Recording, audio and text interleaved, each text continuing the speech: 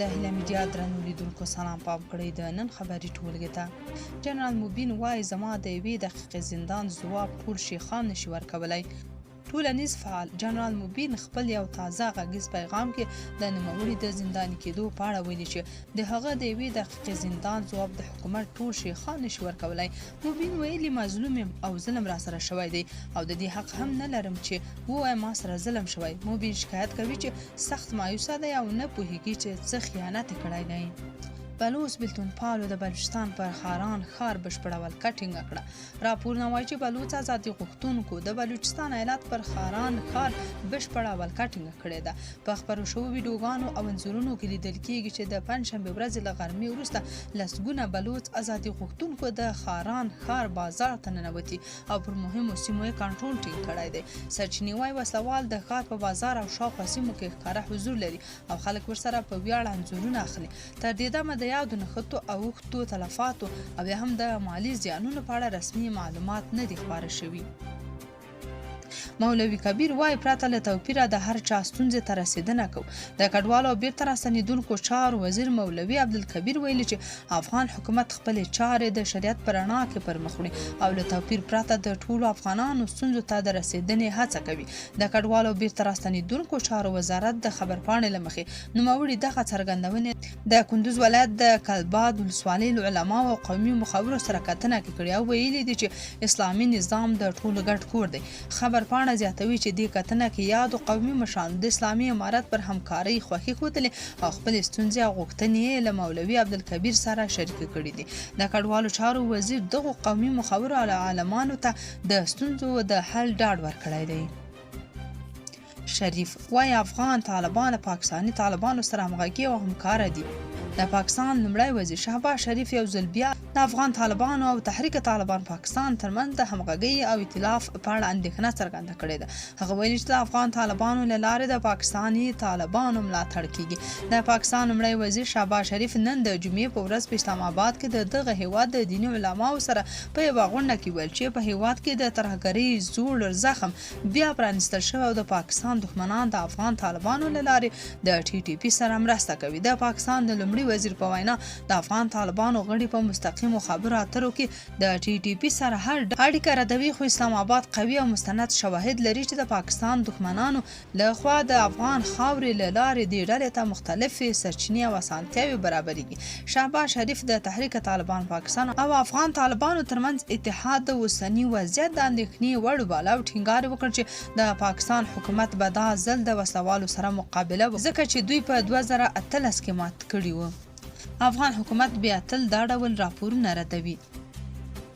سپینه ماڼۍ وایي په ایران کې د 800 کسانو د اعدام مخه ونیول شوه. د سپینه ماڼۍ ویاند کارولین لیویټ ویلي چې په ایران کې د 800 کسانو د اعدام مخه ونیول شوه. ښاغلي لیویټ ویل ټرمپ د ایران رژیم ته خبرداری ورکړی که دوی د خلکو وژنې ته دوام ورکړي نو له سختو پایلو سره به مخ شي.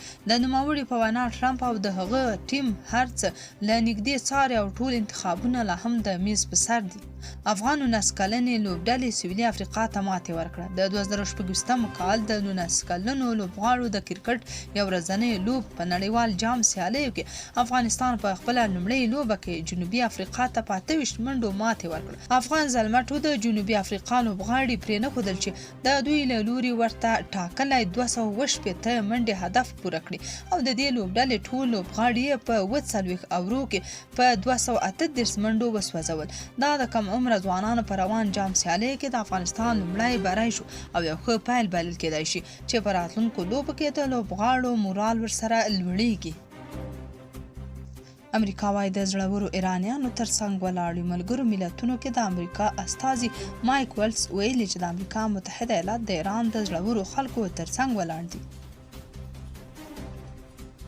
هغه ویلي د ایران رژیم او د هغه ملاتړي هر ډول پلمې چې وړاندې کوي حقیقت دا دی چې همدا رژیم په بشپړه توګه د هیواد د ناورین زده اقتصادي وضعیت او پراخو ځپنو مسؤل دی. هغه ځپنې چې د ایراني ولس او د ازادۍ غوښتونکو پر ضد روانې دي.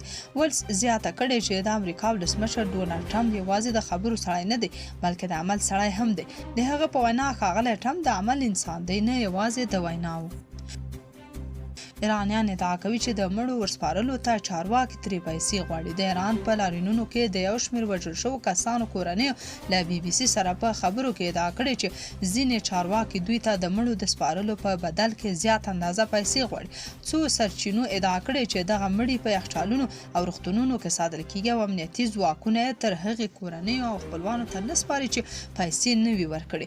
ادعا کیږي چې په ایران کې د تیرو څه باندې 2 اونیو احتجاجونو پر مهال لږ تر لږه 2415 کسان وژل شوي دي. د شمال په رشت ښار کې یوې کورنۍ ادعا کړې چې امنیتي ځواکونو ترې 200 میلیونه تومان یعنې $15,000 غوښتل چې د وژل شوي عزیز جسد ورکړي.